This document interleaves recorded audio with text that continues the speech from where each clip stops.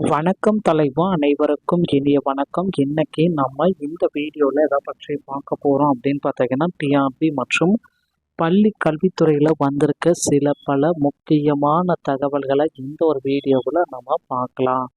So நீங்கள் நம்முடைய சேனலை முதல் முறையாக பார்க்குறீங்க அப்படின்னா மறக்காமல் ஒரு சப்ஸ்கிரைப் பெல்லை கிளிக் பண்ணி வச்சுக்கோங்க. தமிழகத்தில் ஆசிரியர் தகுதி தேர்வு டெட்டு ஸ்பெஷல் இந்த டெட் தேர்வு நடக்குமா அப்படின்றது சந்தேகத்தில் இருக்குது. ரிவைஸ்டு ஆனுவல் பிளானர் எல்லாமே வெளியிடப்போ ஆசிரியர்கள் கோரிக்கை வச்சுருக்காங்க. போர்க்கால அடிப்படையில் ஆசிரியர்கள் காலி பணியிடங்கள் நிரப்பப்படும் அப்படின்றத முதல்வர் விஜய் அவர்கள் குறிப்பிட்டு சொல்லியிருக்காங்க. சட்டமன்றத்தில் நேற்று நடைபெற்ற அந்த முக்கியமான தகவல்களை பற்றி தான் இந்த ஒரு வீடியோ உங்களுக்கு விவரமாக விளக்கும் அப்படின்றத நம்ம சொல்லலாங்க. ஸோ முதற்கட்டமாக பார்த்தீங்கன்னா, அரசு பள்ளிகளில் தற்காலிக பட்டதாரி ஆசிரியர்கள் வேலை எல்லாமே இருக்குது. ஸோ இப்போ இருக்கிற டைமில் பார்த்தீங்கன்னா, ஒவ்வொரு அரசு பள்ளிகளும் எஸ்எம்சி வாயிலாக தற்காலிக ஆசிரியர்களை உடனடியாக அவங்களே நியமித்து கொள்ளலாம். எஸ்எம்சி பள்ளிகளே இதை நியமித்து கொள்ள முடியும். சத்தியமங்கலம் அரசு மாதிரி பள்ளியில் 11 மற்றும் 12ஆம் வகுப்பு போதிக்க போதிய ஆசிரியர்கள் தேவை அப்படின்றது குறிப்பாகவே சொல்லியிருக்காங்க. சில மாவட்டங்களில் அப்படி இருக்குது. இந்த வேக்கன்சிஸ் 11 மற்றும் 12 அதுவும் கீழ்கண்ட பெண் ஆசிரியர்கள் அப்படின்றதையும் குறிப்பிட்டு சொல்கிறாங்க. ஸோ கண்டிப்பாக இதில் பார்த்திங்கன்னா மிக முக்கியமான தகவல்கள் கிடைக்கும் அப்படின்ட்டு எதிர்பார்க்கலாங்க. சட்டமன்ற கூட்டத்தொடருக்கு பிறகு கல்வி அமைச்சர் பார்த்திங்கன்னா ஆசிரியர் காலி பணியிடங்களை நாங்கள் விரைந்து நிரப்புவோம் அப்படின்னு குறிப்பிட்டு சொல்கிறார். பள்ளி கல்வித்துறையில் சில முக்கியமான கோரிக்கைகள் வச்சுருக்காங்க. பகுதி நேர ஆசிரியர்களுடைய பணியிடம் மேலும் பார்த்தீங்கன்னா ஆசிரியர்களுக்கு உண்டான 149 ஜிஓவை ரத்து செய்யறதுக்கு உண்டான ஒரு அப்டேட்டுங்க. அதே போல் 2013, 17, 19 இந்த மாதிரி டெட் ஆசிரியர்களுக்கு உடனடியாக பணி நியமனத்தை வழங்குங்க அப்படின்னு கோரிக்கைகள் எல்லாமே வச்சுருக்காங்க. ஸோ கண்டிப்பாக பள்ளி கல்வித்துறையில் இது அனைத்துமே முக்கிய பங்காக இருக்கும் அப்படின்றத எதிர்பார்க்கலாங்க. அனைத்து வகை ஆசிரியர்களின் காலி பணியிட விவரங்களை இணையதளத்தில் பதிவேற்ற செய்ய பள்ளி கல்வித்துறை இணை இயக்குனர் ஒரு புதிய உத்தரவு பிறப்பிச்சிருக்காருங்க. அனைத்து வகை ஆசிரியர்களின் காலி பணியிட விவரங்கள் எம்இஎஸ் தளத்தில் பதிவேற்றம் செய்ய பள்ளிக்கல்வி இணை இயக்குனர் இந்த உத்தரவு பிறப்பிச்சிருக்காரு. அந்த உத்தரவு என்ன அப்படின்றத நம்ம இப்போ உங்களுக்கு சொல்ல போகிறேன். ஸோ இதில் பார்த்தீங்க அப்படின்னா, அனைத்து வகை தலைமை ஆசிரியர்கள் காலியிட விவரங்கள் எம்எஸ் தளத்து வெப்சைட்டில் பதிவேற்றம் செய்யும் பொழுது சில அறிவுரைகளை பின்பற்றி நீங்கள் இதை செய்யணும். தற்காலிக பணி நீக்கத்தில் உள்ள ஆசிரியர்கள் பணியிடங்களை பிழைப்பூதியம் வழங்கப்படுவதால் மகப்பேறு விடுப்புள்ள ஆசிரியர்கள் பணியிடங்கள், மாற்று பணிகள் அல்லது வேறு பள்ளி அலுவலகத்தில் பணிபுரிவோர் பணியிடங்கள், முறையாக மருத்துவ விடுப்பு விண்ணப்பித்து விடுப்பில் உள்ள ஆசிரியர்கள், கூடுதல் தேவையுள்ள பணியிடங்கள் 1/8/2025 பணியாளர் நிர்ணயத்தின்படி ஆசிரியர் என்று உபரியாக உள்ள பணியிடங்கள் அனைத்துமே நிரப்பிக் கொள்ளலாம் அப்படின்ற மாதிரி குறிப்பிட்டு சொல்றாங்க.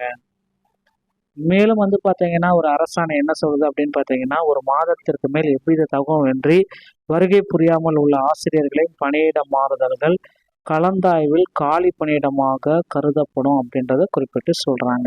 முதுகலை மற்றும் பட்டதாரி ஆசிரியர்கள் பொறுத்தவரை பணிநீர்கள் கலந்தாய்வு நடைபெற உள்ளதால் பணியிடங்கள் 1/8/2025 நிலவரப்படி கூடுதல் தேவையுள்ள பணியிடங்கள் எம்எஸ் வெப்சைட்ல நாங்கள் அப்டேட் பண்ணியிருக்கோம் அப்படின்றத குறிப்பிட்டு சொல்லியிருக்காங்க. அடுத்து பள்ளி கல்வித்துறையில துறையை சேர்ந்த டிஎஸ்சி டிடபிள்யூ நீதிமன்ற வழக்குகளை ஆய்வு செய்யும், தொடர் கண்காணிப்பு செய்யும் மாவட்ட வாரியாக இணை இயக்குநர்கள் நியமனம் செய்து பள்ளிக்கல்வி திடீர் உத்தரவு பிறப்பிச்சிருக்காங்க. பள்ளி கல்வித்துறையை சேர்ந்த டிஎஸ்சி டிடபிள்யூ நீதிமன்ற வழக்குகளை ஆய்வு செய்யும் மற்றும் தொடர் கண்காணிப்பு செய்யவும் மாவட்ட வாரியாக இணை இயக்குநர்கள் நியமனம் செய்து பள்ளிக்கல்வித்துறை திடீர் உத்தரவு பிறப்பிச்சிருக்காங்க. எல்லாமே ஒவ்வொரு மாவட்டமாக வாரியாக பேர் நாங்கள் கொடுக்குறோம் அப்படின்றது குறிப்பிட்டு சொல்லியிருக்காங்க. ஸோ பள்ளி கல்வித்துறையில் ஒவ்வொரு மாவட்டத்திலையுமே பார்த்திங்கன்னா இது இருக்குது. புதுக்கோட்டை, கன்னியாகுமரி, திருவாரூர், நாமக்கல், திருப்பூர், அரியலூர் எல்லாமே திரு பொன்னையா இயக்குனர் உதவி பெறும் பள்ளிகளில், நீலகிரி, திருச்சி, சிவகங்கை, ராணிப்பேட்டை, விழுப்புரம் அனைத்துமே பார்த்திங்கன்னா அருள்முருகன் இணை இயக்குனர் பதவியில், திரு எல் சாந்தி திருவண்ணாமலை, ராமநாதபுரம், நாகப்பட்டினம், கரூர், திருவள்ளூர், பெரம்பலூர். ஓகேங்களா? ஸோ இது எல்லாமே பார்த்திங்கன்னா கண்ட்ரோலில் இருக்குது. ஸோ இந்த மாதிரி பார்த்தீங்கன்னா அந்தந்த வேக்கன்சிஸ் எல்லாமே அங்கங்கே கொண்டு விட்டுருக்காங்க. அது எல்லாமே இன்னும் செக் பண்ணலை அப்படின்னா தயவுசெய்து செக் பண்ணிக்கோங்க. பள்ளி கல்வித்துறையை சேர்ந்த டிஎஸ்சி டிடபிள்யூ நீதிமன்ற வழக்குகளை ஆய்வு செய்ய தொடர் கண்காணிப்பு குழு இதுதான்.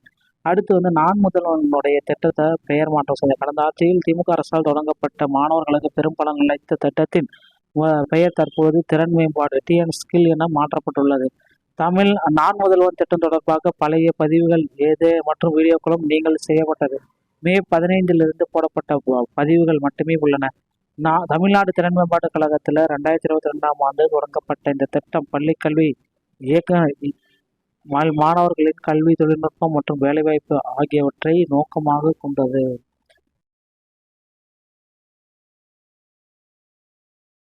திறன் மேம்பாட்டு கழகத்தில் 2022 ஆண்டு வரை தொடங்கப்பட்டது. பள்ளி மற்றும் கல்லூரி மாணவர்கள் தொழில்நுட்ப திறன் மற்றும் வேலைவாய்ப்பை மேம்படுத்துவதை இது நோக்கமாக கொண்டிருக்கிறது. ஸோ இதை வந்து இவங்க வந்து பார்த்திங்கன்னா இப்படி ஒரு டிக்ளேர் பண்ணியிருக்காங்க. ஸோ விரைவில் வந்து பார்த்திங்கன்னா அந்த பள்ளி கல்வியில் திட்டத்தில் வந்து பார்த்திங்கன்னா புதிய திட்டம் தமிழ்நாடு திறன் தமிழ்நாடு அப்படின்றத மாற்ற போகிறாங்க.